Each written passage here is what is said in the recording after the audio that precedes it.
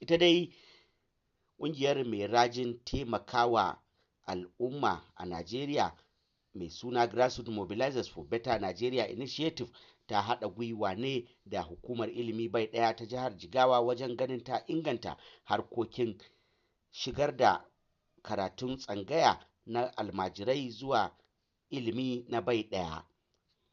Shugabar ƙungiyar ta ƙasa Dr. Fatima Muhammad Goni a lokacin da take sanya hannu a wata takardar yarjejeniya ta fahimtar juna ta ce an kafa wannan shiri ne tun shekara ta 2018 da niyyar taimakawa da kuma kawo canji musamman ma a karkara wajen ganin an magance duk wasu matsaloli na masu ƙaramin ƙarfi da suke cikin al'umma don ganin cewar an inganta walwalarsu da jin daɗinsu a cikin al'umma.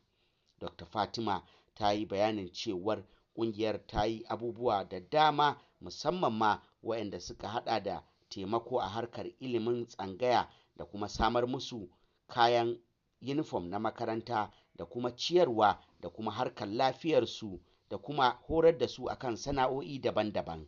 Shugaban hukumar bai ɗaya ta jihar Jigawa Farfesa Haruna Musa ya yaba da ƙoƙarin ƙungiyar inda ya alƙawarin aiki da su a tare kuma ya ce a har kullum sun yi ƙoƙari wajen ganin sun taimaka wa gwamnati don ganin cewa harkar ilimi ta ci gaba.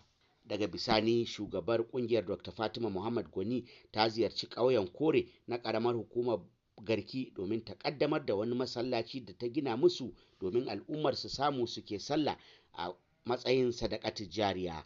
Awwal Muhammad Kazaure, Kumban Labarai.